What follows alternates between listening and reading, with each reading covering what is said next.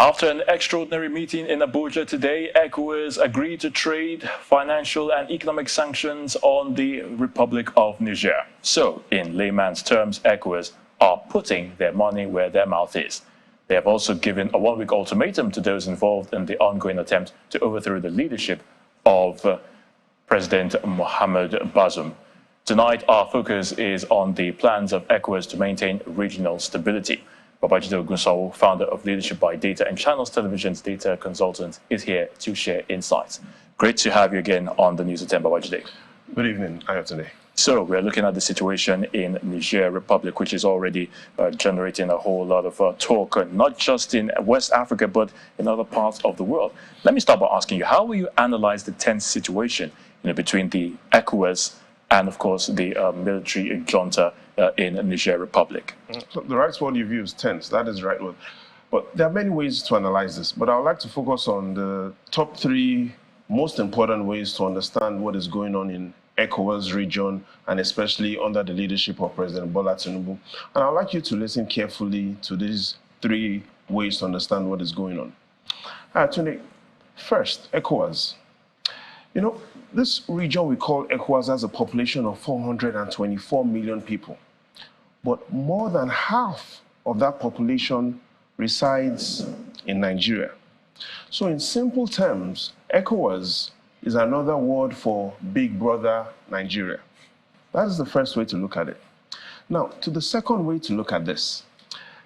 This region we call ECOWAS, based on the World Bank's figures, they say ECOWAS has a region economic size worth $760 billion. Try and remember that number, $760 billion.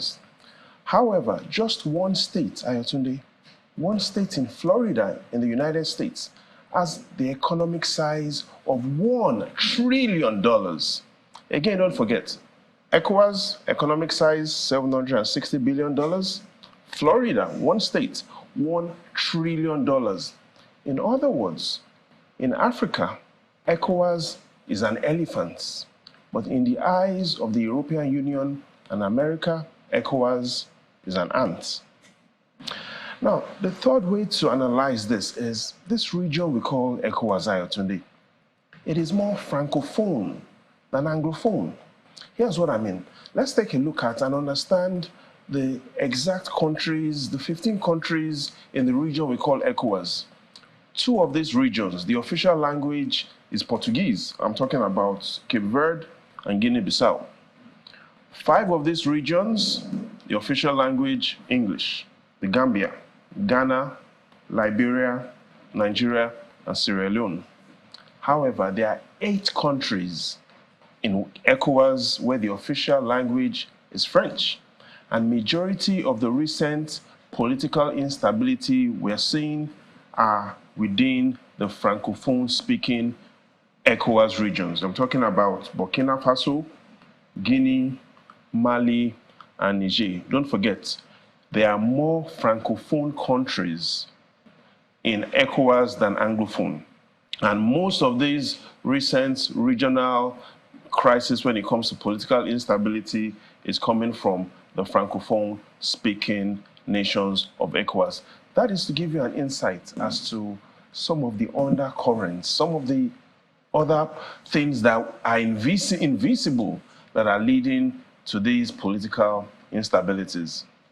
So it's less than, of course, 30 days since President Bola Tinubu became the chairman of the body ECOWAS. How difficult are the options and decisions to make in this situation in Niger Republic and, of course, West Africa? Less than 30 days, I think it was July 9. And if we take it, there's some good news and there's bad news.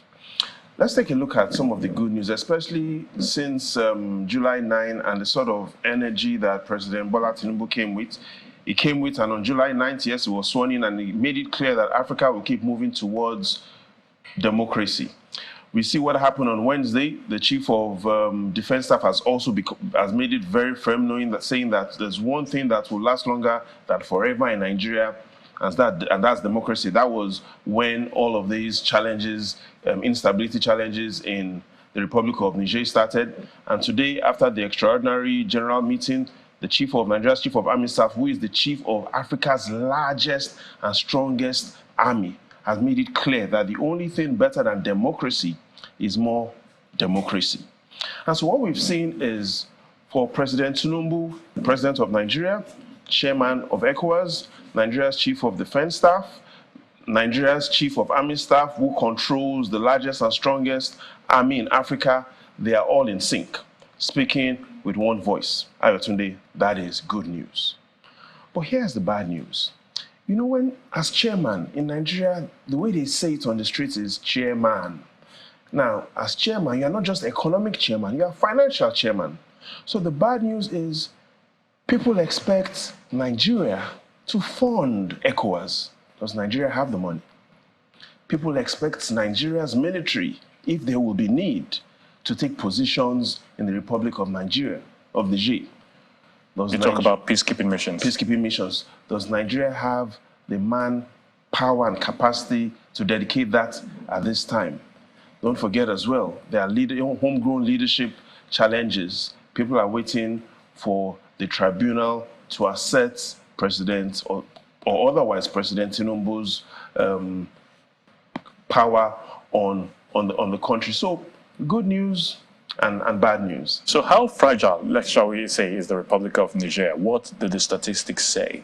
Very fragile. First of all, apart from ECOWAS, Niger is also bordered by Algeria and Libya in North Africa.